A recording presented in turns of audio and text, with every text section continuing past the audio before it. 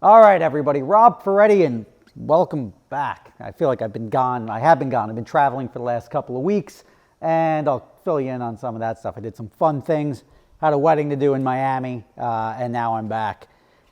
Unfortunately, when I came back, I wasn't expecting to see this, which is my Z06. Now, my Z06, I said I was going to sell it. I sold it, and it's not going so well, and to the point where, I have this thing on a battery tender now. When I say it's not going so well, I've sold it now twice on eBay, and I've found a shortcoming to eBay Motors. Now, I love eBay Motors because I use them for buying stuff. They've got literally everything on there, but as a buyer, it's great. As a seller, they've got to make an adjustment, right? Because I've sold this car the first time, did the auction. I do no reserve auctions. I sold it for $138,900, right? Legitimate bidders. There's 3 guys battling it out. Guy who won didn't pay. Didn't even respond. Hey, here's how do you want to settle out? How do you want to do this? Didn't respond. $138,900. Now, he had good feedback. Everybody that bid had good feedback. So I have every reason to believe they're all valid people. They didn't say I'm working on financing. They didn't say anything. Now, there's a chance that some of these guys may just be bidding it up for kicks and they think it's going to 150 and they love the exhilaration of bidding on it. But then they win and then nothing, right? So I was like, oh, come on. So they were all bidding up like $100 increments. So we were at $138,900, or maybe $253 or whatever it was. The next guy was like $138,600 and then maybe $138,300. So it's all the same money, right? So within a couple $100. So I said, you know what? Let me send second chance offers to the next 2 guys, the next 2 bidders. This guy that was $138,500 or $138,600, because now you figure if somebody's like, I just lost it by $100, that they would buy it when they get the second chance offer. Nothing. So here I am floating around the Caribbean. I'm like, you know what? Let me list that thing again. Boom. I hit relist. Goes again. Now this time the bidding was much lower. I didn't announce it. I didn't make a video that I was selling it. I just hit relist and threw it out there. So anyone that may be following me, that may be bidding it up for whatever reason, isn't bidding. And the thing then went for $131,000, or over $130,000. I think it was $130,66. And it was a guy who was also one of the top 3 bidders on the last one that didn't respond to me when I said second chance offer. So I was like, you know what, maybe this is a guy who bid and he just didn't see, it went to his spam or something like that. He didn't see the second chance offer. And these guys all have great feedback, right? 100% positive feedback, 1,000 star score, which means they do a lot of transactions on eBay. And nobody's saying hey, let me work on my financing. They're just not buying it. I want to see the manager. You want to see the manager? Yeah. Yeah? I'll show you the manager. Here's the manager. Right here. Here's the manager. Unbelievable. Did you sell any cars?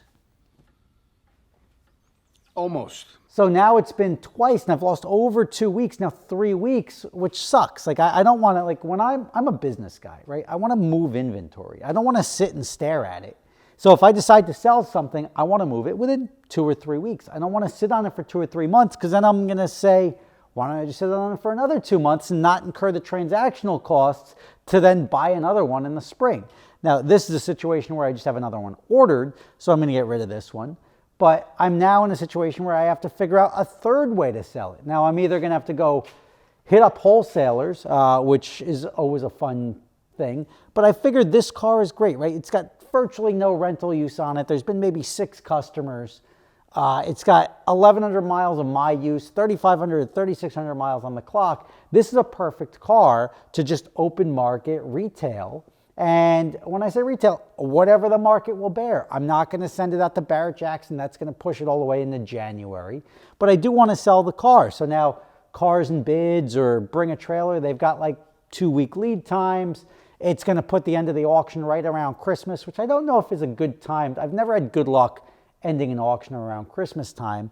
But I do want to sell the car. I mean, you think these cars 6 months ago, people were fighting over them, asking $100,000 over, $50,000 over.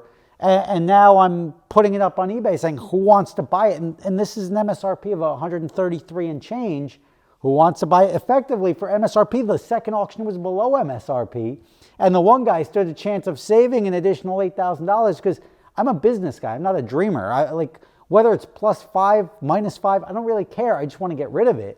and get it off my books.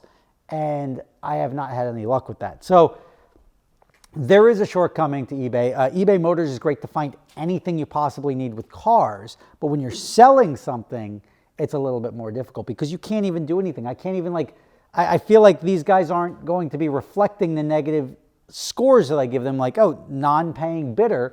And it bit me twice too because another guy randomly wanted to buy my HRE wheels. I've got these HRE 547 wheels for my NSX, which also work on the Supra. And this is my 98 Supra, not my 95. And those are not the wheels. I've got a set of 547s for they fit on the Supra, but they didn't fit, it's frustrating, didn't fit over my big brakes. So I had to then get a second set of 547s. So I spent $4,500 myself to buy a second set of 547s for my 95. Still sitting on my NSX/Supra, it's a 5x114.3 is the lug pattern, is sitting on these wheels for years now, and somebody finally bought them, and I'm like, you know what, I'm not going to try to get top dollar for them. I was selling them to the guy for $3,200, shipped to California. I was like, knock yourself out. I didn't want to ship them. I wanted somebody to pick them up, but I just want to get rid of them finally. Guy, I send him a link with a buy it now. He clicks buy it now. Doesn't pay. I'm like, guy, what are you doing? Weekend goes by. I'm like, look, I'm going to have them box them up and ship them out to you on Monday. Nothing. So twice, and now this is $140 some odd thousand worth of stuff that I sold and didn't have completed in a weekend, and it's very frustrating. All the back and forth, the chatter, the how do you want them shipped, here you go, yeah, you want to negotiate on the price, that's a fair price, here's your, how do I figure out the new buy it now? It's very frustrating to sell things and then still look at them and they're still here.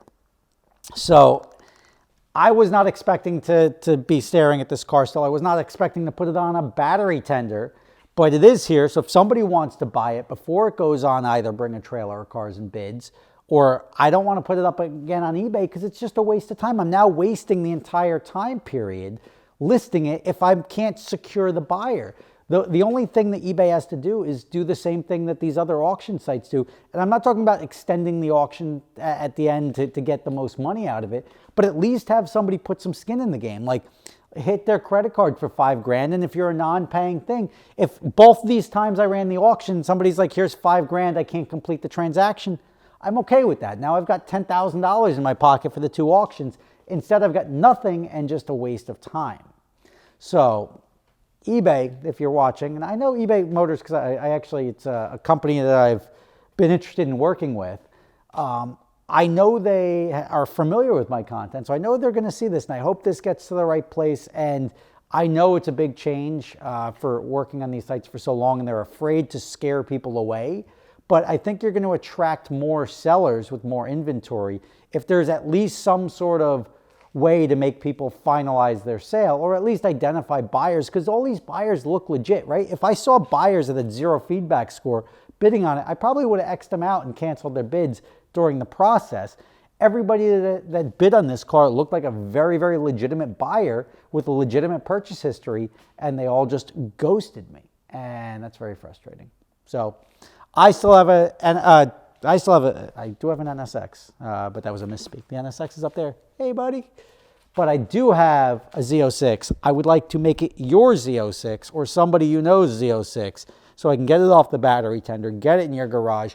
There's a whole part of the country right now, down south and over in the desert, which is warm, and you would really appreciate this car all winter. Just not me. So feel free to reach out to me, rob@superspeeders.com, if you're interested in scooping this up. I mean, the number is variable, right? I think 135, 140 grand is a very fair, come buy it now, don't have to wait for your order to come in price. And that's what the market will bear. It's not the 139, but I would love the 139 or 140 or 150. I don't really care at this point in time. I'd like to move it. So if you're a serious buyer, or you even need financing, if you got good credit, I've got a bank that'll finance you on this one, and you can park this thing in your garage. So shoot me an email, rob@superspeeders.com. Otherwise, hopefully the goal is to get rid of this by the end of the year. I've also want to get rid of the G-Wagon. I want to get rid of the Aston Martin and the Audi R8. So those ones I want to move all by the end of the year. So if you're interested in any of those, also hit me up. But right now, we're talking about the frustration of this thing still sitting here, what I expected it to be gone weeks ago. Thanks for watching. Stay tuned, and I'll let you know how it goes.